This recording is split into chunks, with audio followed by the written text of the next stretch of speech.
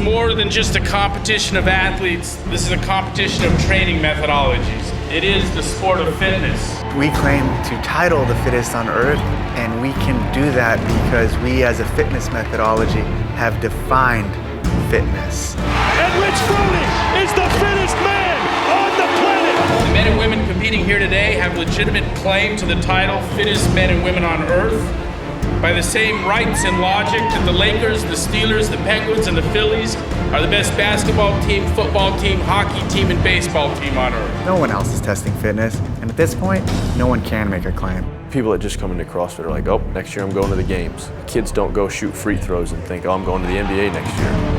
There are people that say that this isn't a test, that there are people out there fitter than the people competing here today.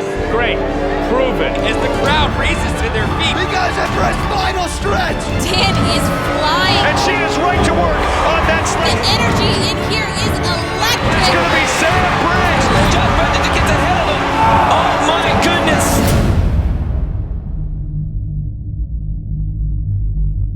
Anyone in the field of exercise would agree that the definition of fitness that Greg Glassman came up with is as complete as any that's ever been.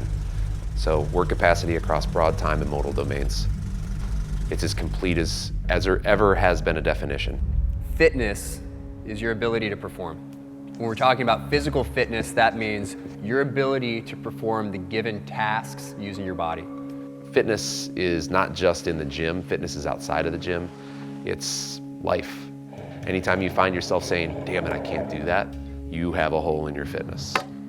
I would explain fitness as an intersection of your basic ability to move other things, to move your body, and do those things in combination. It's that overlapping of ability that exists when you have the weightlifter and the runner and the gymnast. It's that part in the middle that intersects. And the bigger that part is, the more fit you are. Without an empirical definition of fitness, all claims to be the fittest are meaningless. Greg Glassman revolutionized the billion-dollar fitness industry when he defined fitness in scientific terms: measurable, observable, repeatable. A definition you could test. If you try and say you're trying to test for the fittest people on earth, I think that test needs to be wide, it needs to be quantifiable, and it needs to be streamlined across the board for all athletes. From short, from a 100-meter sprint to long, a marathon. And to test fitness, you have to test all of those elements. It also has to have known and unknown elements. So you're not just testing horsepower and pure output. In some respects, you're testing things that they've never tested before. Some of it's task accomplishment, some of it is speed through a certain task. How can you recover with limited sleep, limited rest? You've got 4 days of competing. How can you recover and still perform well on the last day? You have to be able to control when you push, how you handle discomfort.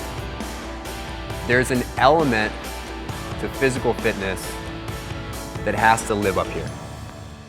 The test that unites all of these elements is the CrossFit Games. Welcome to the CrossFit Games, a full week of competition here in Carson, California. And after these 12 events, we will know who wins the title of fittest on earth. I didn't really feel like I was competing in the CrossFit Games. It was more about just going and having a good workout. And it's probably something I'll never get to do again, swim and jump on a bar and do some muscle ups. It was a little scary too, let's be honest here. It felt like doing bar muscle up on a wet towel. Anyone can go to a pool and swim laps and do med ball cleans. That's easy. You could take a med ball to the pool right now, your local pool, and do that. Most people can't go to a pool and get out of the pool and on the deck there's a rogue rig and do muscle ups. I think by introducing elements that you can't practice in a gym, it keeps the athletes guessing, it keeps the athletes interested, it keeps the spectators interested, it keeps the whole world interested when you're just a spectator. It's a necessary part of our test at the CrossFit Games. Could we do a test of fitness where we did announce everything ahead of time and well ahead of time? Sure. But for our theatrics and for our event and for our spectacle, it adds to all of that. It's more than just a competition of the fittest alive. It's performing art, it's theater.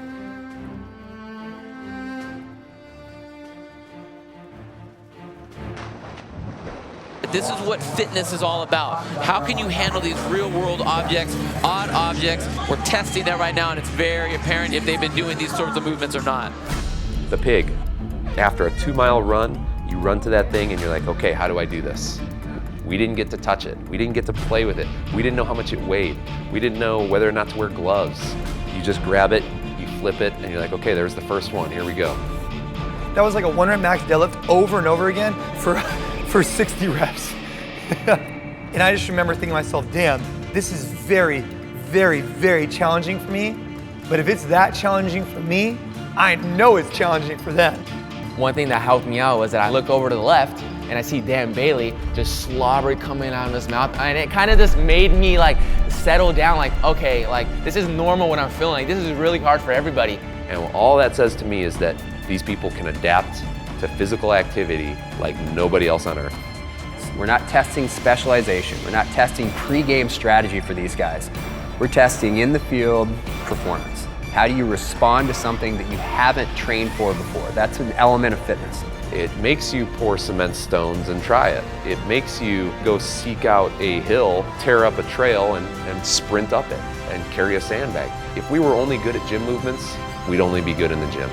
We force you to train a holistic package. We force you to train everything. And some people crack under that. And Fisher may have actually passed Rich Froning. We'll have to wait, and he did. Garrett Fisher by 1/10 of a second over the champ. Just to pass him the last little of the workout and beat him, it felt good. Yeah, I'm not gonna lie, it felt good. You can't prepare for those things. You can't prepare for them. So how do you do it? You prepare for it by trying everything. I think the games bring out a need for mental fortitude and mental discipline that you might not find in everyday training. I think people around the world understand what it means to handle things that are uncomfortable, to stay disciplined and stay consistent with your training. These athletes take it to an entirely different level. The US or even the world, you know, everything's become easier and we've taken out all that hard work. I think we were created to work hard, and that's what we're supposed to do. Whatever somebody basically thinks is impossible, it's being done right now, and it's being done by people who just don't listen to those kind of limitations. And those are the type of people that compete at the CrossFit Games. And this is why I like CrossFit. When you hit that wall and you tell that wall, get out of my way, and you just go through that pain, close your eyes, and just keep going.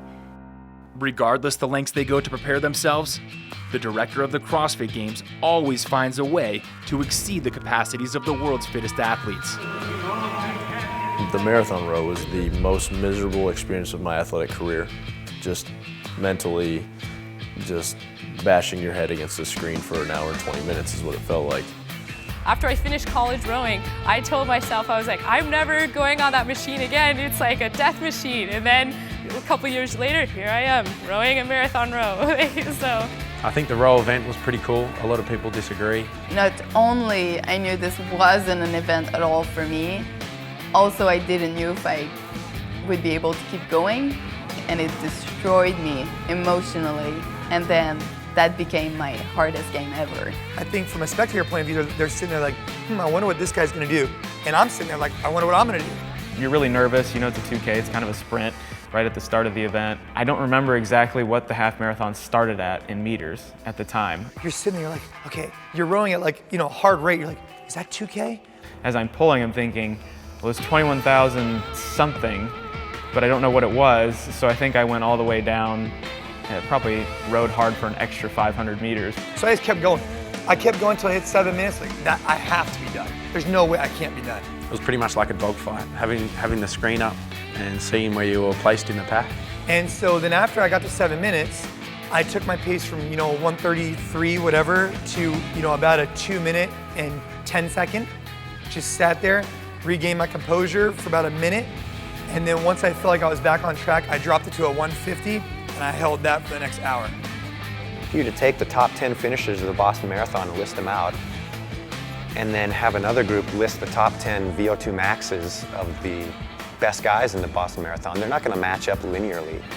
You have to run the race to figure that stuff out. Who's the best? Well, run the race. You can't do it in the laboratory. And that's the physiological difference between potential and capacity. Zigzag sprint, that's my jam. And it's time for the zigzag sprint, the 5th of 12 scored events.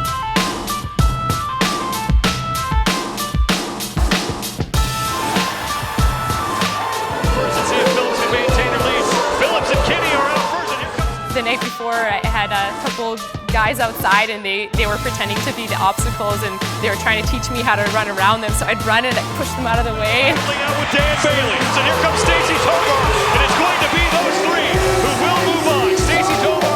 I remember coming through and just sprinting as hard as I could through the finish line and knew that I lost. It's Bailey, it's Hendrick, we're gonna have to go to the chip. That was a photo finish. But I've lost races by 100th of a second before, and I've won races by 100th of a second, and you know when you win and lose. I really wanted to win it. And we are ready for the 8th of 12 scored events, the clean and jerk ladder. If a guy bombs out at a weightlifting meet, but he could have lifted it, should he still be recognized as being the strongest guy at the weightlifting meet? Pretty cut and dry in that environment. Nobody's giving him any kudos for that. No, he's got to actually lift it and do it. Everybody likes lifting. Marcho underneath that, standing it up. Lucas Parker out of the hole at 345. I mean, I didn't go bad. I took 7th. I mean, it's not, I don't think anybody would say it's bad, right? But my legs just had nothing in them. I felt fine. Legs felt fresh. I think it was just adrenaline. People were going nuts. It was so damn cool. 230 pounds for Cara Webb. And the jerk even more solid than the clean stabilized. And I thought when I got out there it would start feeling a little lighter. It didn't. Still felt heavy. I mean, we had a lot of legs, but my legs felt great coming out of that squat. Previous PR was 315, so I jerked 315, then 325, and then only just made the clean at 335, missed the jerk. And my technique broke down because I didn't prepare well enough. Exhausted, at heavy loads, with a highly skilled movement. That's why. Being strong at high heart rate is something unique that we test and is very important in the real world and in determining fitness. No one else is testing fitness. Strongman events aren't, they're not claiming to. Weightlifting's obviously not, and they're not claiming to.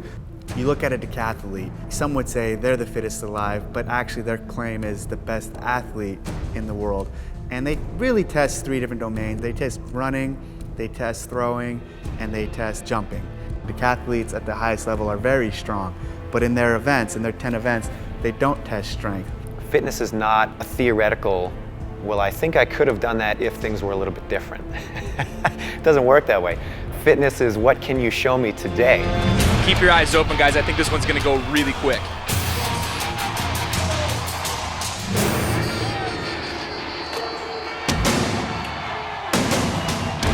I really like the sprint chipper. That was a very cool workout. I get excited when anything 21:15.9 comes out. Doesn't matter what it is. Like we didn't know how fast we were gonna do it, how hard it was gonna be. Because for me, those workouts are just red line. It's go, go, go, all gas pedal, no brake. It was really, a big sprint against the watch and you couldn't think about what you were doing because everyone was going so fast. What I was thinking about was how that'd be a pretty stupid mistake if you dropped the ball because you'd lose the event, period. I think I went out a little bit too hot, so by the time I got off the GHD machine, I felt very dizzy and almost like blown up. In the middle of a workout like that, it doesn't hurt. Like it really doesn't. You pretty much go numb. My legs were burning really, really bad, and I had to drop that bar, and those 165 were the heaviest snatches like I've ever done. And all you're thinking about is finishing as fast as you can. But it's the aftermath when you're done that buries you. The snatches, I thought Jason would move easier than me because it was 165. I waited for him to put the bar down. Once he put the bar down, I did one more rep. And then when he picked the bar up, I picked the bar up, so I was another rep ahead of him. Dan Bailey has the time to beat. Broding's got to hurry. And then it was just beat him over that wall several times. And Rich Broding is the first man to the wall, and he will make it. Rich Broding is now 100 points richer. I needed that one. If I would have won the games and not won an event, there should have just been people talking, and I don't like to leave any doubt. A test of this magnitude must be prodigiously well designed. Surprises, variety, equipment unveilings, and previously impossible challenges rule the day. I don't like to program workouts for a location without having intimately spent some time at that venue. I'll go to the Home Depot Center multiple times throughout the year and just sit in various locations and look at those locations and figure out and feel how something's gonna play. Because you just can't create a workout, you've got to create an experience. Through the pylons at the same time, and now it's a race to the finish. It's Crawford. She makes the touch.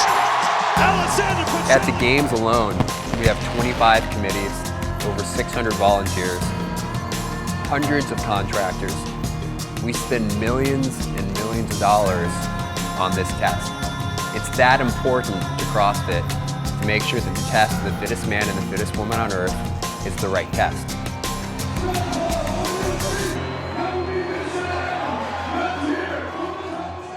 One of the things we have to battle with and struggle with is this need for the workouts to be so grand or written so big or such unique equipment. There is something to keeping everything basic and fundamental. You don't need to read a workout and go, oh my God, that looks so hard. The barbell, some high skill bodyweight movements, and the athletes are all we need to have a really good test. Yeah, the thruster rope climb got me. Thruster rope climb got me bad. So you guys didn't have to get fancy, and that's what I liked about this year's CrossFit Games. There was nothing that was so outside the box fancy. It was just straight CrossFit, and Naughty Nancy was a great example of that. Run, overhead squat, repeat, and it is gonna tear you up. Someone asked, hey, what's your favorite workout? And it is a tough question because it's like, what's your favorite kid? But this year, for me, the rope climb thruster workout. Simple, basic format, highly effective, and exposed a ton of weakness for a ton of people. We have to keep those events very, very secret so that we know that the elements that we're testing in the games haven't been practiced by those athletes. This was new, and now everyone who failed are never gonna fail again at that. You know, I don't regret that. I don't regret jumping up there because it took taking a chance and being okay with failing. And that's what CrossFit's about, right? You know, that's what makes people harder, you know, physically and mentally. So take chances. Go fast and take chances. We've traditionally been very good at doing a few things with the games, exposing people's weaknesses that they didn't know they have, and pushing people past the limits of what they thought was possible. That's why the test is so important, is that the test forces people outside the margins of their experience. Otherwise, these athletes wouldn't do that. Unless you're faced with something that you've never done before, you don't know whether or not you can do it. You have confidence you can do it. You've done something similar to that, but you don't know. A lot of these athletes don't know their potential yet and don't know where they can take it, and the only way you can get to that potential and increase your work capacity is with intensity. Michelle trying to stand it up, she's struggling. Something brutal that is that fun is when you pass your own limit and find yourself in a position of achievement. That's how you beat the other girl. That's how you go to the CrossFit Games, competing almost desperately to go and win. At the games, we're programming for the best, and we're programming to test the fittest. Guess what? If we pick a weight like 405 and one or two people can't do it, that's appropriate. And unless you have a test that forces you outside that level, forces you outside of your comfort zone, you don't really know. Great example, 100-pound dumbbell at the regionals. I lifted it up for the first time, I was like, damn, this thing sucks. I couldn't even get it. Jason Khalipa, one of the strongest CrossFitters, doubted himself in doing that, and then he had one of the fastest times ever. You put something out to the public, and you think it's doable, and it is doable, you just gotta get there. By the time the regionals came around, I was smashing it. You know, I think that's what separates a games athlete from a non-games athlete. They don't really listen to the limitations. They find out what the limitation is and say, well, I'm gonna step over that line today and see what happens. There's so many hidden secrets to the human body that we haven't unlocked that, you know, I'm not going to put any limit on my body, and nor should anybody else. I have been at, perhaps you could say, the top of the game for the last 7 years, and I'm only getting better every day. That's crazy. I mean, I'm PRing all kinds of stuff all the time. You know what I mean? Like, it's bizarre. It's bizarre to me. It just blows my mind. After my first year, everyone was telling me, when more people are gonna get involved, you're gonna be out. And then the next year, when more people are gonna be involved, you guys are gonna be out. Better athletes are gonna come. And it's not happening.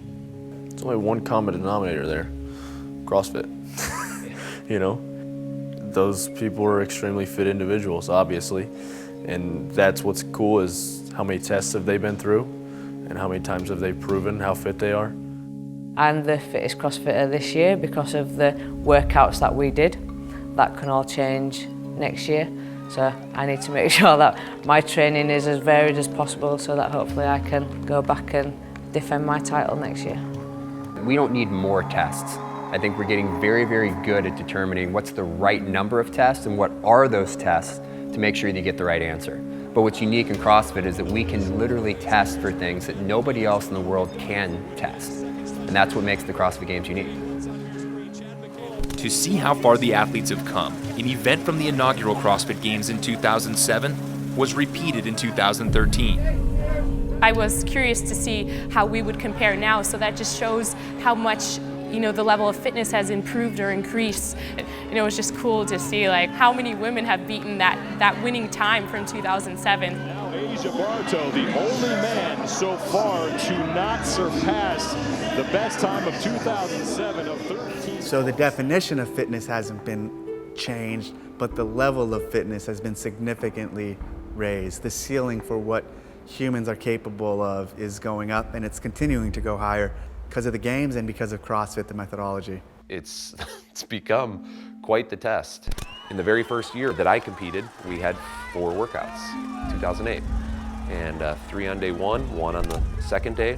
And that was a lot of volume for most of the competitors to survive.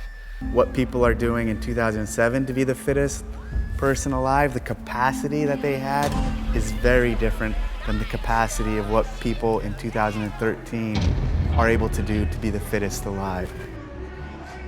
You know us, you know what we're capable of. I don't know how you figure it out, but you do.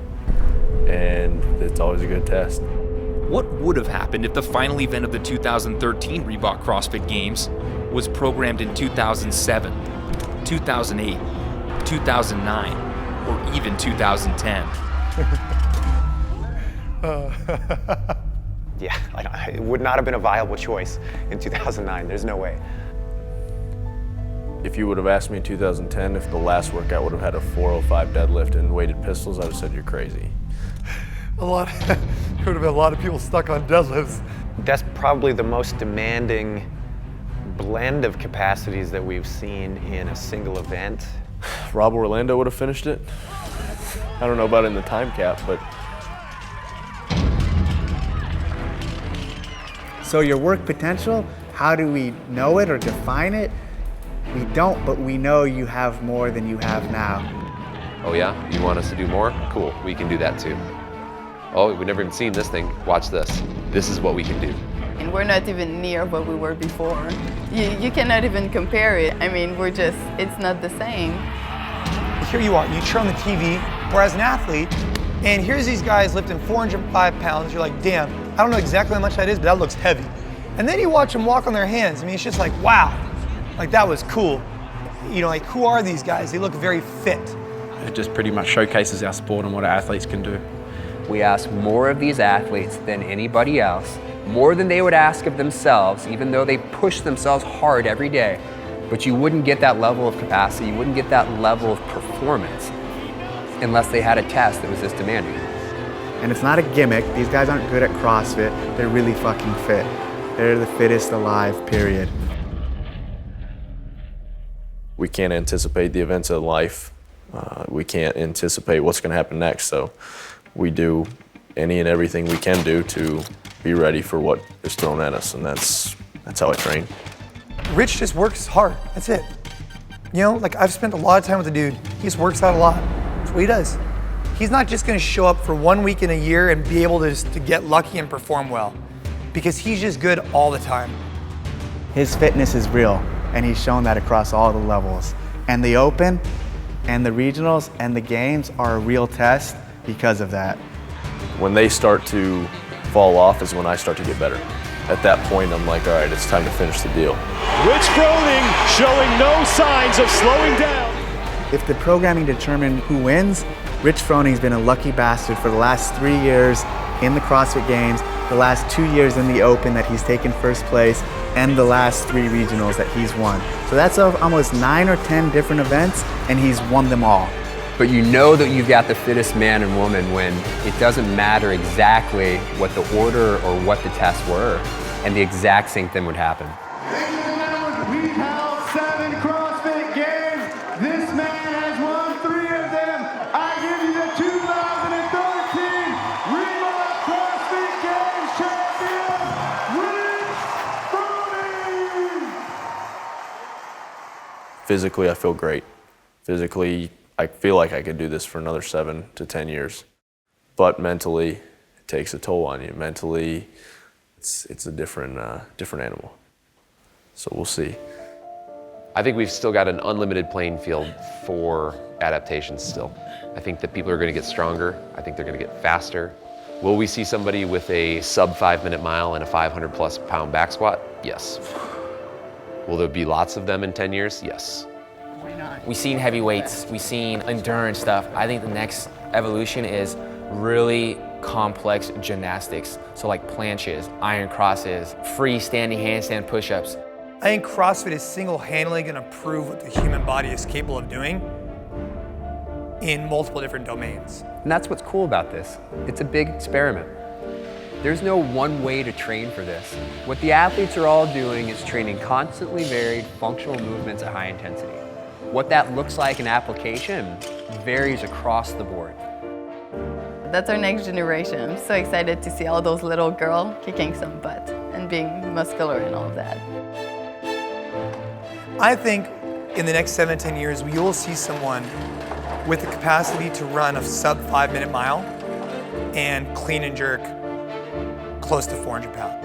I think you'll see it. They're all gonna have 300-pound snatches. They're all gonna have 600-pound deadlifts. They're all gonna run sub 5-minute miles. They're all gonna have sub 2:15 Frans. They're gonna be phenomenal. It's gonna be phenomenal. It'll be fun to watch because I'll be watching at that point for sure. I don't think we're gonna win marathons. I don't think we're gonna win Olympic lifting competitions. I think people are gonna catch on to, wow, that dude just lifted a lot of weight and he can run and he looks good. Wow. Look, I was a Navy SEAL for 12 years. And if you were to say, how would I create the ultimate Navy SEAL physically? It would be through this training program, and it'd be someone like Rich Froning. And this program does that. It builds superheroes. It builds real-life superheroes. And in 2020, we'll look back and say we were just in 2013 scratching the surface. We were just starting to understand what fitness really was. And I just hope that we don't look back and go, hey, we were sandbagging it. We weren't asking more.